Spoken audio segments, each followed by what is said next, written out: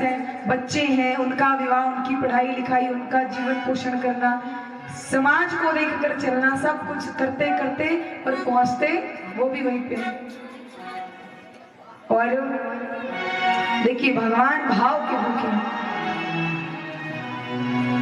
दो तरह से भजन होता है, या तो भय से या तो भाव से। पर भगवान भय से नहीं आते, भगवान भाव से आते हैं। एक बड़ी अच्छी कथा है। एक गांव था और उस गांव में एक परिवार रहता था। 4 बेटे थे। सबसे छोटे बेटे का विवाह नहीं हुआ, 3 बहुएं, माता पिता, अच्छा परिवार था। लेकिन जो सबसे छोटा बेटा था वो महाराज कुछ काम नहीं करता था, बस खाली भोजन। और ऐसे नहीं जितना एक पूरे भंडारे में आप सब मिलके करते हो वो एक कर जाता था, इतना खाता था। और उसकी इसी आदत की वजह से उसके घर वाले परेशान, अरे कोई कितना कमाएगा। तो थक हार कर उसके पिताजी उसको एक गांव के बाहर मंदिर बना हुआ था और वहां पर एक महाराज जी रहते थे, तो उन्हीं के यहाँ ले जाकर छोड़ देते हैं। और महाराज जी से कहते हैं, महाराज जी अब आप ही इसको संभालो, ये तो कुछ काम नहीं करता, बस खाता रहता है जब देखो तब। महाराज जी ने कहा चलो कोई बात नहीं। तो वो कहते हैं बात तो कुछ भी नहीं, लेकिन ये खाता बहुत है, आप भी संभाल के रखना, अभी भी समय सोच लो। महाराज जी ने कहा कोई बात नहीं, संत के घर तो रोज होली रोज दिवाली, संतों के यहाँ क्या कमी। तो कहा ठीक है। अब महाराज वो छोड़कर चले गए। अगला दिन हुआ, प्रातः काल उठकर गुरुजी ने बताया कि बेटा चंदन तिलक करना चाहिए, पूजा थोड़ी बहुत करनी चाहिए, भगवान का नाम लेना चाहिए, भगवान ने इतना सुंदर जीवन दिया है। खूब समझाया और उसको समझ में भी आया। तो वो धीरे धीरे कर कर अपना जीवन वहां बिताने लगा। लेकिन भोजन जैसे आश्रम के सब बच्चे पहली पंगत में बैठे, सबसे पहले बैठे और सबसे बाद में उठे, इतना खाए। तो 2-4 दिन तो दिक्कत हुई, फिर गुरुजी और सब उसी में ढल गए कि ये तो इतना ही खाएगा। तो कोई बात नहीं हुई, आराम से सब धीरे धीरे रहने लगा, धीरे धीरे पूजा पाठ करने लगा। कुछ लकड़ियां ले आता हवन के लिए, थोड़ा बहुत साफ सफाई आश्रम की कर देता, धीरे धीरे ढलने लगा। एक दिन एकादशी आई। अब एकादशी यहाँ कितने रहते हैं? एकादशी का व्रत रहते कितने लोग रहते हैं? तो वहां पर भी आई एकादशी। अब महाराज एकादशी आई, अब वो सुबह उठा, चंदन तिलक लगाकर और गया चूल्हे चौकी के पास। भूख लग गई, देखा सब बंद, कुछ बना ही नहीं।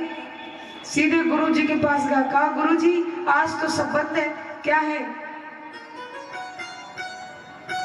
गुरुजी ने कहा बेटा आज एकादशी है और आज व्रत करते हैं, इसका बड़ा फल होता है, तुम भी व्रत रहो और बुद्धि मिलेगी और अच्छे से तुम्हारा जीवन होगा।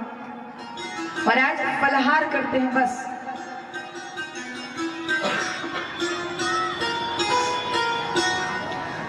तो गुरुजी इसको समझाते हैं। उसने कहा गुरुजी आप तो जानते हो मैं कैसे हूं, आप फलाहार कह रहे हो।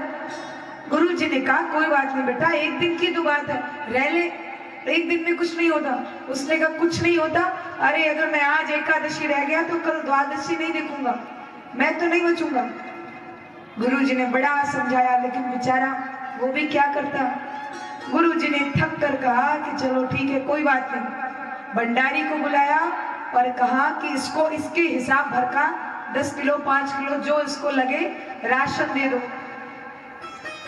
और उससे कहा कि राशन ले जाकर यहाँ से थोड़ी दूर पर एक राम दरबार का मंदिर है, तो तुम वहां जाकर भोजन बनाओ, वहां पर जल की भी व्यवस्था मिल जाएगी, एक सरोवर है, वहीं से जल लेकर भोजन बना लो और जब बना ही रहे हो तो भोग भी लगा देना भगवान को। उसने कहा ठीक गुरुजी, बड़ा खुश हो गया, भोजन मिलेगा। अब महाराज लेकर के सारा राशन गया, पहुंचा, किसी तरह लकड़ी इकट्ठा की, जलाया, जो कच्चा गीला बनाया सकता था, क्योंकि कभी काम तो किया नहीं, तो जो बना सकता था बनाया। अब जैसे ही थाली परोसी उसको याद आया गुरुजी ने कहा था भोग लगाना है। अब महाराज वो थाली लेकर गया और भगवान के सामने रखा तो देखा पूरा मंदिर इतने दिनों से बंद है।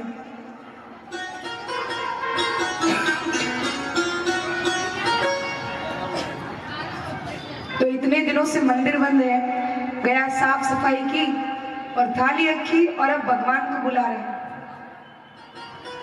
राजा राम आइए, राजा राम आइए, मेरे भोजन का भोग लगाइए। राजा राम आइए, राजा राम आइए, मेरे भोजन का भोग लगाइए। राजा राम आइए, राजा राम आइए, मेरे भोजन का भोग लगाइए।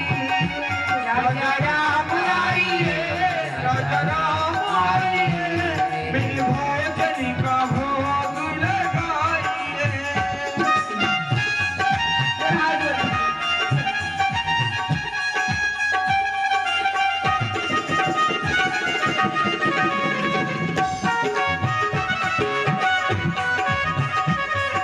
बोले राजा रामचंद्र की जय हो, जय हो।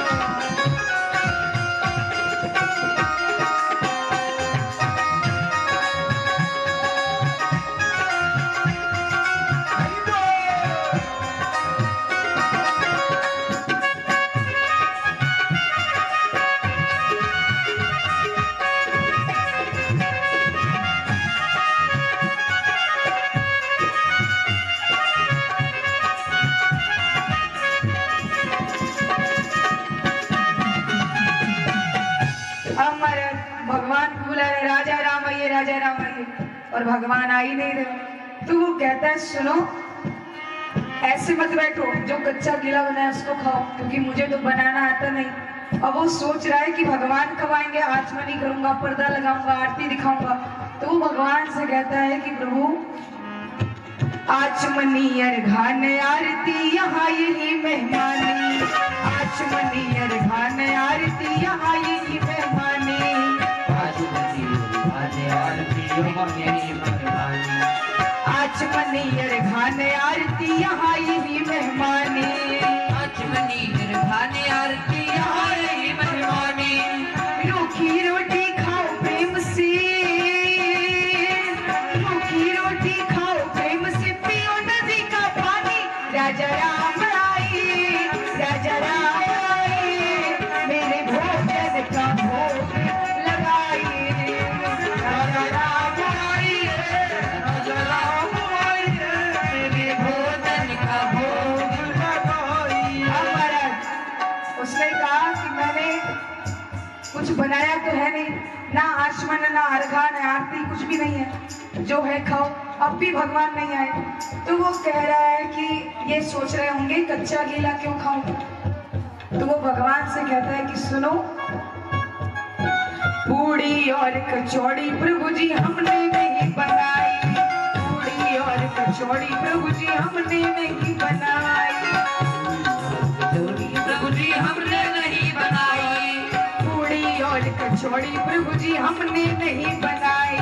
पूरी और कचौड़ी प्रभु जी हमने नहीं बनाई। और मिठाई देखने को, और मिठाई देखने को तो हमने ही ना पाई।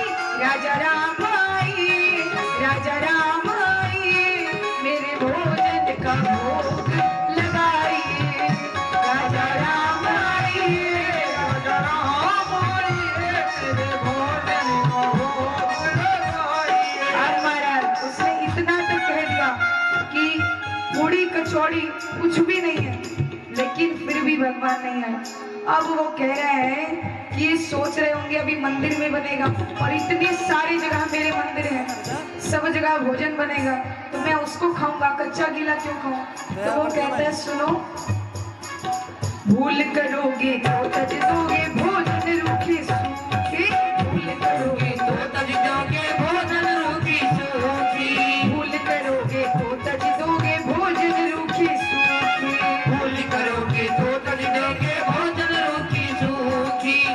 कहता है एकादशी आज मंदिर में, एकादशी आज मंदिर में बैठी रहोगी भूखी, राजा राम आई, राजा राम आई, मेरे भोजन का भोग लगाई, राजा राम आई, राजा राम आई, मेरे भोजन का भोग लगाइए, ओ राजा राम आई, राजा राम आई, मेरे भोजन का भोग लगाइए।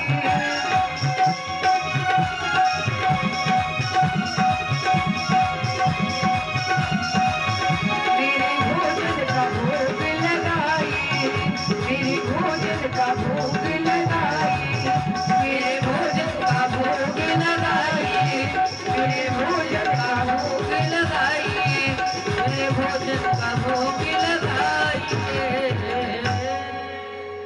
अब महाराज उसने पहले तो कहा पूरी कचौड़ी नहीं, जो यहाँ पर घंटी आचमनी और पूरी व्यवस्था से तो मैं आया नहीं हूँ जो ऐसे आऊंगा।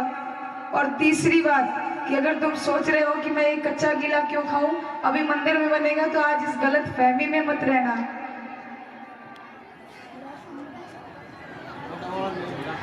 तो कहा कि इस गलत फहमी में मत रहना कि आज मंदिर में बनेगा, जो रूखा सूखा है वो खा लो, क्योंकि आज एकादशी है, फिर तो भूखे ही बैठे रहोगे। अब ये बात सुनकर तो भगवान भी आ गए। अब उसने बुलाया जिसको था राजा राम आइए, लेकिन राम तो आए पर सीता जी भी आ गई।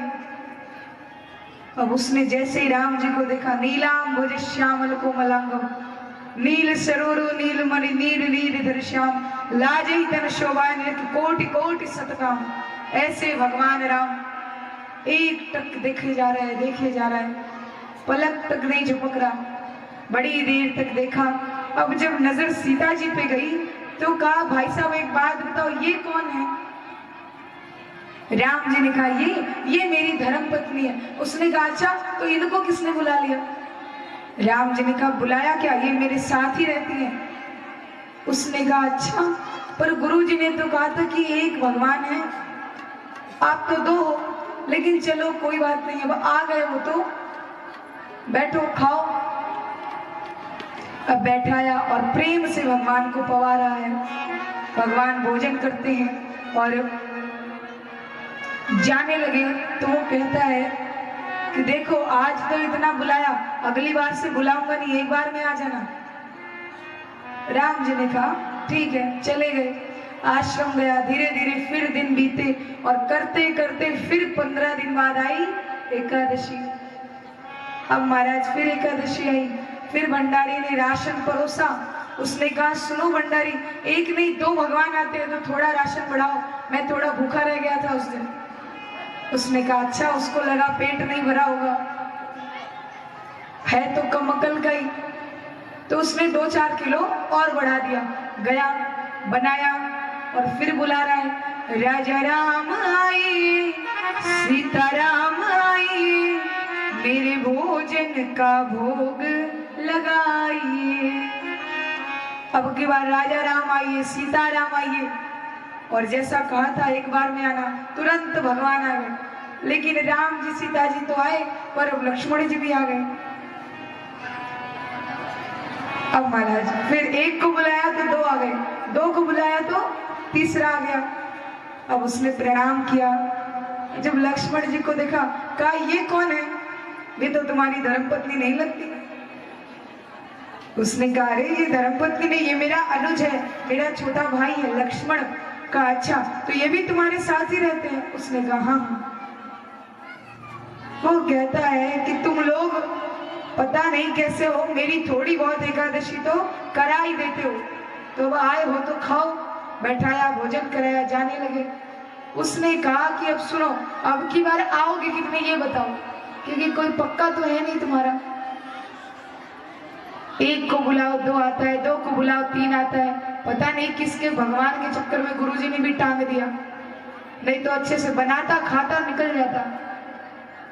तो राम जी ने कहा आ जाएंगे, और वहां से चले गए। अब महाराज करते करते फिर 15 दिन बाद आ गई एकादशी। अब गुरु जी के पास गया, कहा गुरु जी आपके भगवान मुझे लगता है थोड़ा कम सुनते हैं या फिर कम पढ़े लिखे हैं। एक को बुलाओ 2 आते हैं, 2 को बुलाओ 3 आते हैं, पता नहीं कैसे भगवान है आपके, और मैं उनके चक्कर में थोड़ा भूखा रह जाता हूँ। तो गुरु जी ने सोचा अभी भी नहीं पेट भरा होगा, तो 2-4 किलो राशन और बढ़वा दिया और लेकर चला गया। इतने में भंडारी आया। भंडारी ने कहा गुरुदेव इतना तो ये यहाँ नहीं खाता था जितना लेकर जा रहा है, मुझे तो लग रहा है ये कहीं राशन की चोरी कर रहा है। गुरुजी ने कहा अच्छा तो चलो देखते हैं क्या कर रहा है। अब महाराज गुरुजी और भंडारी चल दिए पीछे पीछे। अब वो गया और उसने फिर जो बना सकता था बनाया और भगवान को बुला रहा है, राजा राम आइए, सीता राम आइए, लक्ष्मण राम आइए, मेरे भोजन का भोग लगाइए। तो यहाँ पर तीनों को बुलाया और मारा की बात तो भगवान ने हद कर दी। बुलाया राम लक्ष्मण सीता को और महाराज तब तक तो ठीक था, 1 के बदले 2, 2 के बदले 3, अब की बार तो 3 के बदले 6 आ गए। भरत लक्ष्मण, भरत जी, शत्रुघ्न जी, हनुमान जी, पूरा का पूरा राम दरबार ही आ गया। अब तो जैसे ही देखा सिर पे हाथ करे, बाप रे। भगवान से कहते हैं तुम अनपढ़ हो ये पता था, पर इतने ज्यादा ये नहीं पता था। 1 का 2 ठीक था, पर 3 का 6, अरे बाप रे। वो कहता है कि एक बात बताओ, तुम्हारे यहाँ इंसानों की कमी है जहां तुम रहते हो? राम जी ने कहा नहीं नहीं, बड़े अच्छे अच्छे देवता हैं। उसने कहा तो फिर इस बंदर को क्यों लेके आए हो, किसी इंसान को ही ले आते। हनुमान जी को क्रोध आ गया, अरे बंदर बोल दिया। तो महाराज यहाँ पर ऐसी लीला हो रही है और वो कहता है कि अच्छा हुआ तुमने आज ऐसे करा, आज तो मैंने बनाया ही नहीं, अब जाओ बनाओ और खाओ। मैंने ठेका तोड़, जब मुझे व्रत ही रहना है आधा, इससे अच्छा पूरा रहूं, भला फल तो मिले। तो महाराज भगवान के कैसे मना कर सकते हैं अपने भक्त को। जानकी जी गई रसोई बना रही है, विश्व भरण पोषण भरत जी महाराज भंडारे की व्यवस्था कर रहे हैं, हनुमान जी अपने पूंछ से झाड़ू लगा रहे हैं, लक्ष्मण और शत्रुघ्न जाकर लकड़ियां लेकर आ रहे हैं, सभी जुट गए और सारा दृश्य आसमान से देवता देख रहे हैं कि धन्य प्रभु तेरी लीला। इतने में गुरु दी और भंडारी आ गए। अब उनको तो भगवान दिख नहीं रहे। अब यहाँ पर भंडारी ने कहा देखा, मैंने तो कहा था ये चुपचाप बैठा यहाँ पर चोरी, और गुरु जी को दिखे कि राशन रखा है और ये बैठा है, बस ना गुरु जी को भगवान दिखे ना भंडारा दिखे। तो महाराज यहाँ पर गुरु जी गए, कान पकड़ के मोड़ा कि चोरी कर रहा है। उसने कहा नहीं, एक तो आपके भगवान के चक्कर में मैं भूखा रह रहा हूँ, ऊपर से मार भी मुझे ही रहे हो, पता नहीं किसके चक्कर में डाल दिया। गुरु जी ने कहा कहाँ भगवान है, कौन से भगवान? उसने कहा आपको दिख नहीं रहे? उसने कहा नहीं। गुरु जी मारने लगे। अब महाराज वो गया, हाथ जोड़ लिया प्रभु के आगे, कहा मेरे गुरु जी को क्यों नहीं दिख रहे? एक तो आपकी वजह से मैं भूखा रहा, दूसरी बात आपकी वजह से मुझे मार भी पड़ रही है। तो राम जी कहते हैं कि मैं तुम्हारे गुरु जी को इसलिए नहीं दिख रहा क्योंकि जितना भाव और प्रेम तुम्हारे अंदर है तुम्हारे गुरु के भी नहीं। और वही बात उसने जाके गुरु जी से कह दी। गुरु जी समझ गए कि यहाँ इसके अलावा भी कोई है, क्योंकि इतनी ज्ञान की बात तो ये नहीं कह सकता। अब गुरु जी भी रोने लगे कि प्रभु अगर आप हैं यहाँ तो दर्शन दीजिए। और उसने भी कहा कि प्रभु आज मुझे भी आपके दर्शन हुए क्योंकि मेरे गुरु जी थे, तो इसीलिए आप मेरे गुरु जी को भी दर्शन दें। और भगवान पूरे राम दरबार के सहित उनको दर्शन देते हैं। और गुरु जी कहते हैं कि बेटा आज तक ऐसे गुरु तो बहुत हुए जिन्होंने चेलों को भगवान से मिला दिया, पर आज पहला चेला देखा जिसकी वजह से गुरु को भगवान मिल गए। तो ऐसी भक्त की महिमा